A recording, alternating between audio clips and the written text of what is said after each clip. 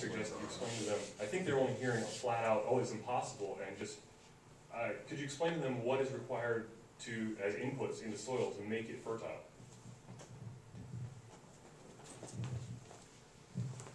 Without going into a 4-hour lecture, let me respond to that by saying there's a multitude of different types of nutrients that have to be in the soil. The soil PEDs, the makeup, the molecular composition of the dirt.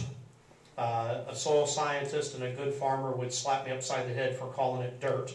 But that soil type, and you go to U.S. Geological Survey, there is a reason why the U.S. Department of Agriculture many moons ago surveyed every area of this country and created national soil maps. And there's a whole reason why the westward expansion went from the eastern states all the way to California, because those farmers were looking for soil they could grow vegetables. They weren't looking for growing grain crops. They wanted to grow vegetables, and they saw that in Illinois and in northern Missouri and Iowa and Kansas and Nebraska and North and South Dakota, they saw they could not raise vegetables in that soil. They knew what they were doing. They had to go to California, the other side of the mountains, before they could find the types of soils that you could do on a mass production, the kind of vegetable crops that we enjoy coming from our produce department today.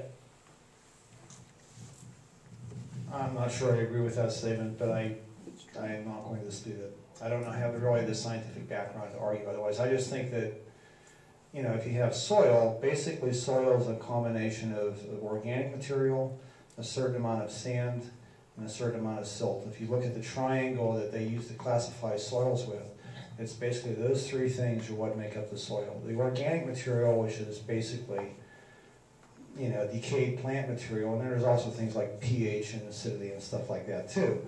But in Missouri, we have a lot of clay soils here, and I know from working in, you hear people have problems with their septic fields because you just can't, you know, put septic tanks in because the soils are too tight.